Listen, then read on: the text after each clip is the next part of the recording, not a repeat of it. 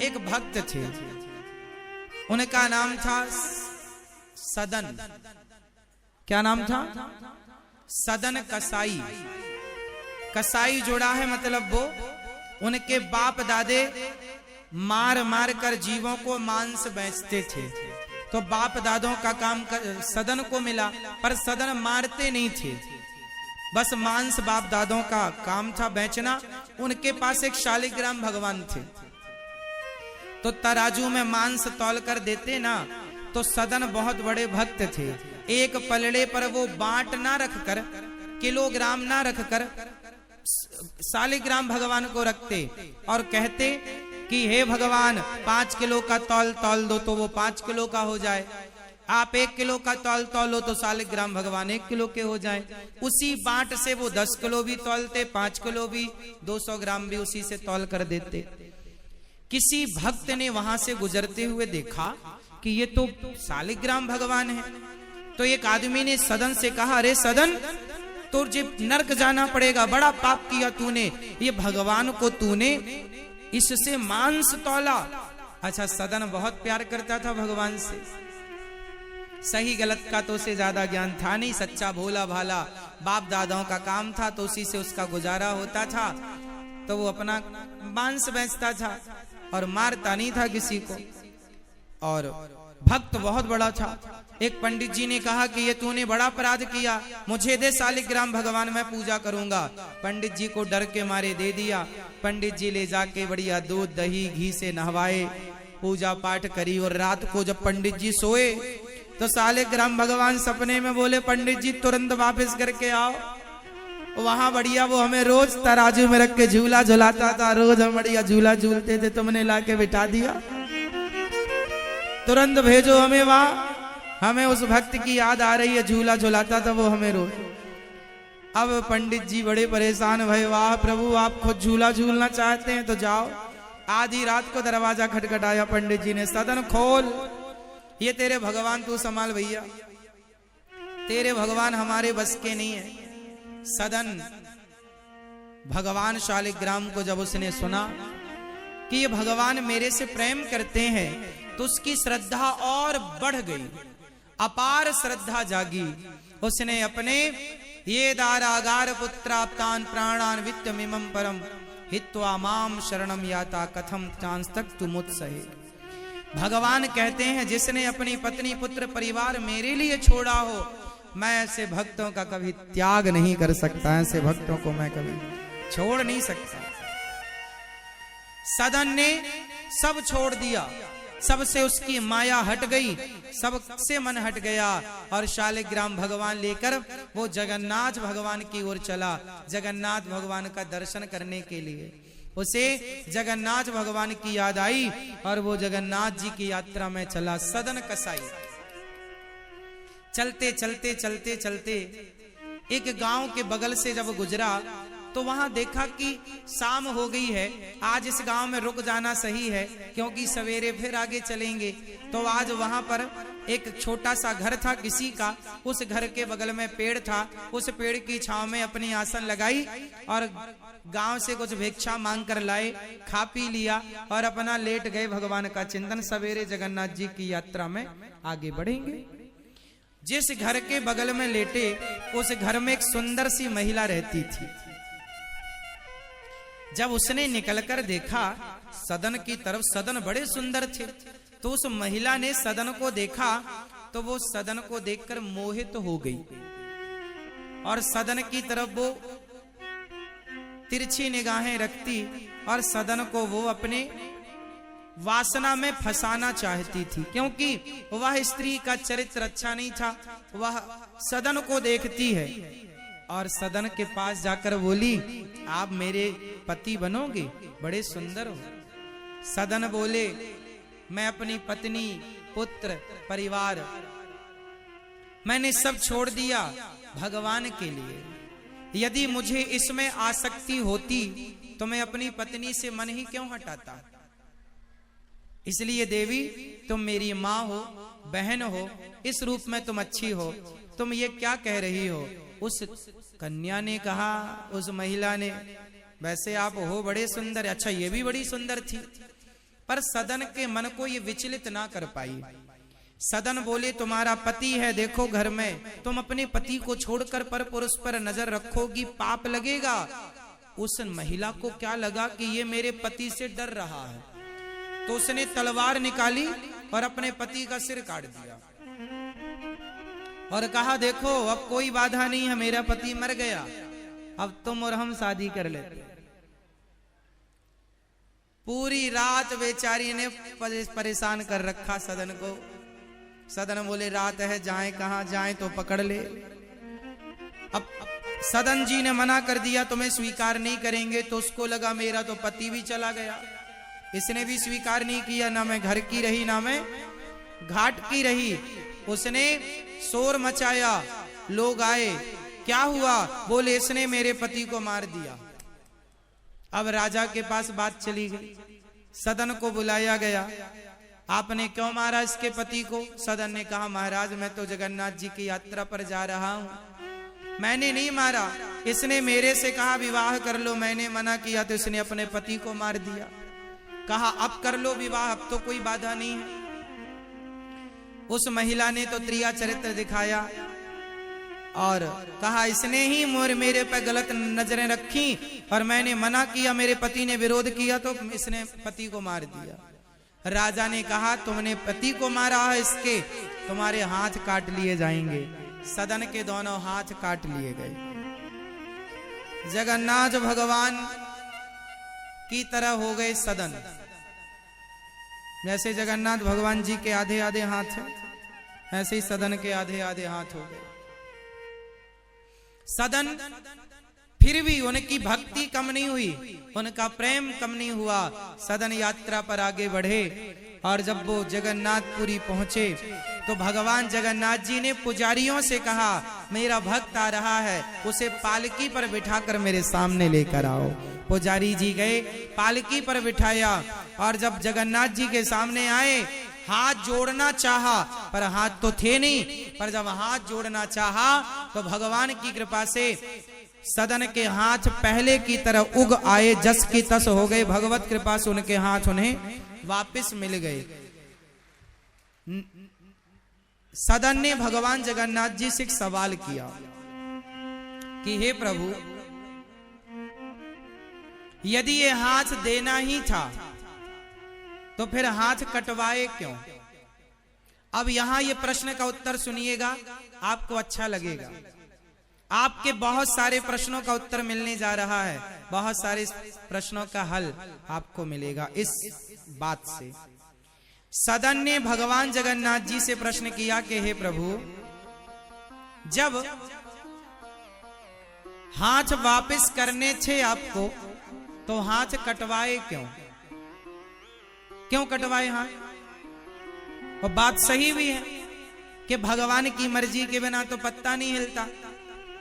उस महिला ने जो उन पर आरोप लगाया वो तो गलत था, पर सदन को कष्ट तो हुआ, भाई किसी के हाथ कटेंगे तो कितना दर्द होगा।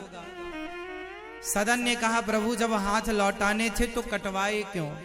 तब जगन्नाथ जी ने कहा, बेटा सदन, ये जो तुम्हारा हाथ कटा, ये जो तुम्हें दंड मिला, ये तुम्हारे पिछले जन्म के पाप से मिला। पाप से? तो क्या मैंने आपकी इतनी भक्ति की, तो क्या आपकी इतनी भक्ति के कारण मेरे पाप कटे नहीं? भगवान ने कहा, बेटा कुछ पाप तो कट जाते हैं पर कुछ पाप नहीं कटते। तुमने कुछ ऐसे पाप किए थे जो कट नहीं सकते थे, भोगना पड़ा, पर तुम्हें भोगना तो लंबा था, पर तुम्हारी भक्ति के कारण वो लंबी यात्रा जरा से दिनों में पूरी हो गई। ये कृपा ईश्वर की है। तो महाराज मैंने कौन सा पाप किया था ये भी बता दो। अब जगन्नाथ भगवान ने क्या बात बताई जरा सुनिएगा, और ये सवाल आपके जीवन में सारे प्रश्नों का उत्तर देगा जो आपके जीवन में भी उलझन होती है कि हमने तो पाप किया ही नहीं, पुण्य ही पुण्य किए, फिर भी हमारे जीवन में ये संकट क्यों? आप भी ये सवाल करते हैं, बहुत सारी उलझनें होती हैं। अब ध्यान से सुनो।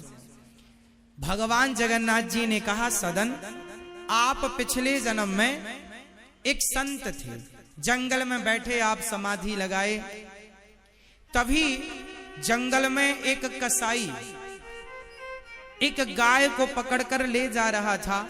तो गाय उस कसाई के हाथ से छूट गई और तुम्हारे सामने से गुजरी। तो कसाई ने तुमसे पूछ लिया कि क्या तुमने गाय को यहां से गुजरते हुए देखा है? तो तुमने कह दिया था अपने हाथों को उठाकर, हाँ हाँ गाय इस तरफ गई है। और वो कसाई ने तलवार ले रखी थी, तुम्हें पता था कि ये कसाई है। तुमने गाय का सही पता बता दिया। कसाई ने जाकर गाय को पकड़ लिया और गाय की गर्दन काट दी। तुम्हारे कारण एक गाय की हत्या हुई, तो तुम्हारे जीवन में वो हत्या लग गई। वो हत्या के कारण वही गाय इस जन्म में वो स्त्री बनकर आई जो तुम पर मोहित हो गई थी, और वो कसाई उसका पति बनकर आया। कसाई ने गाय का गला काटा, गाय की गर्दन उड़ाई, तो वही गाय इस जन्म में स्त्री बनी और वह कसाई उसका पति बना। तो उस स्त्री ने अपने पति की गर्दन उड़ा दी, तो उन लोगों का तो हिसाब किताब चुक गया। उसने उसकी गर्दन उड़ाई थी, तो इस जन्म में उस गाय ने स्त्री बनकर अपने पति की गर्दन उड़ा दी, तो उन लोगों का हिसाब किताब तो चुक गया।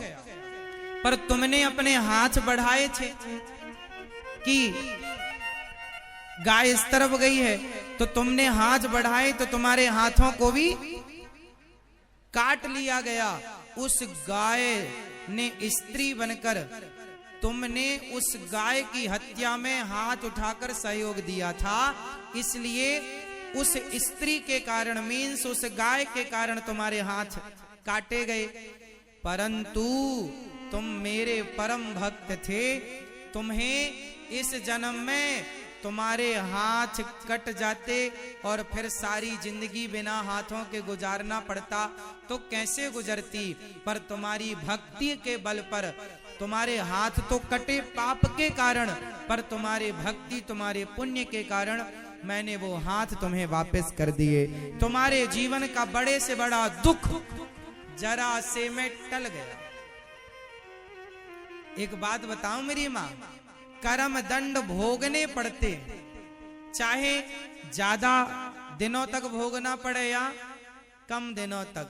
हम जो भी दुख पाते हैं वो दुख हम किसी और के कारण नहीं पाते, हम ही अपने सुख और अपने दुख के जिम्मेदार होते हैं। इसलिए ये दास आपसे सदा कहा करता है कि जीवन में जब दुख आए तो दोष किसको देना है? हाँ, न देना दोष किस्मत को, विपत्ति तो सब पे आती है।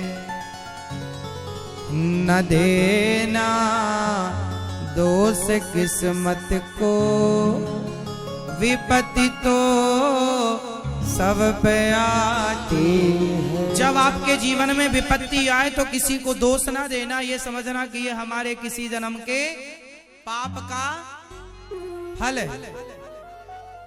विपत्ति आई अंधा अंधी पे, लाल श्रवण सपाया है। विपत्ति आई अंधा अंधी पे, लाल श्रवण सपाया है। न देना दोष दशरथ को, विपत्ति तो सब पे आती है। लोग कहते हैं श्रवण के माता पिता को दशरथ जी ने मारा। जो विपत्ति आनी है वो किसी भी बहाने से आकर रहेगी। विपत्ति आई राजा दशरथ पे, राम जब जा रहे थे वन को। विपत्ति आई राजा दशरथ पे, एक राम के पिता मतलब भगवान के पिता पर भी विपत्ति आ गई। जरा देख लो तो आप पर और हम पर आएगी कि नहीं? विपत्ति आई राजा दशरथ पे, राम जब जा रहे थे वन को, न देना दोष कैकेयी को, विपत्ति तो सब पे आती है, न देना दोष कैकेयी को, विपत्ति तो सब पे आती है।